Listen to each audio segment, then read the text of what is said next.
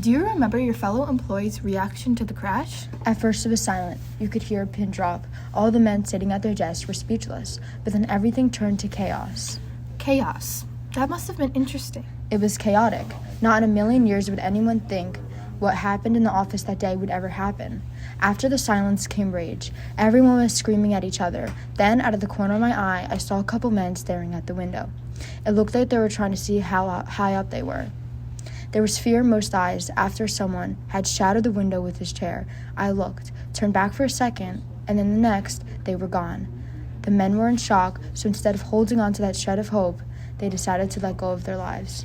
I can imagine that was very difficult for you to experience, and I am truly sorry that that happened to you. Many Americans never saw this coming. I know that you lost your job almost immediately after the crash, but what were some other effects you have encountered? When I first lost my job, I no longer had income, so I planned out an extreme budget for my money. I looked for a new job, no longer in business, but at least a little gig somewhere, but there was nothing.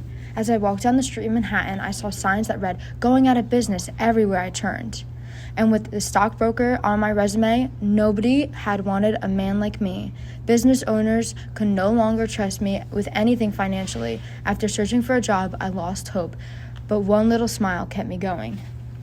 Do you mind if I ask whose smile this is? It was my daughter's. The idea of not giving her a future was tearing me apart. I needed to be able to provide for her and my wife.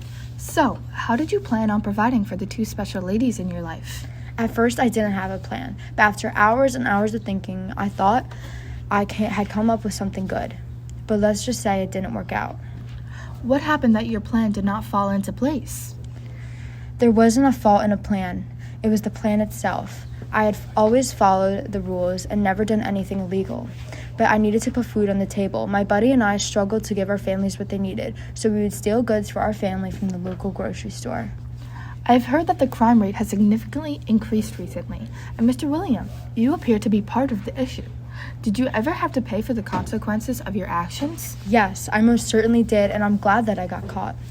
One day, the store owner caught us. The fine was about $15 or so. Since I couldn't come up with the money, I had served almost 3 months in jail. When I was released, I headed home excited and anxious to see my beautiful wife and my baby girl. But when I opened the door, my girls were gone. Everything I had done for my girls, and I wasn't able to come home to them. Wow, that must have not been easy. Did you ever find yourself lost in the process of trying to find your girls? I was lost, and I am still lost. I dialed my mother-in-law's number, asking if she had seen her lately. I also dialed her best friend, brother, and sister. No one had seen or heard from her ever since before I was convicted.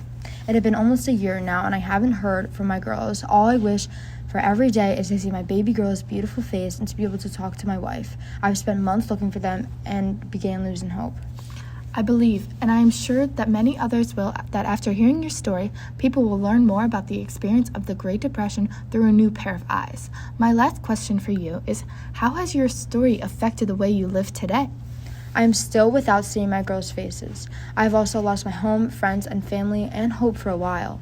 I have fallen into some bad habits that involve drinking and smoking, but now I'm trying to put that all behind me. I am searching for my daughter and wife and a plan to be able to reunite with them someday. I hope that my story can inspire others to never lose hope during these difficult times, because hope is the only thing we have. So when you hit rock bottom, now you know the only way is to go up. Thank you so much for your time, Mr. Williams. I am sure that Americans will tell your story for years to come about how the Great Depression has affected many different people around the country. Learning your account will teach others the hardships and struggles during this time. I wish the best for you and your family. Thank you for joining me today.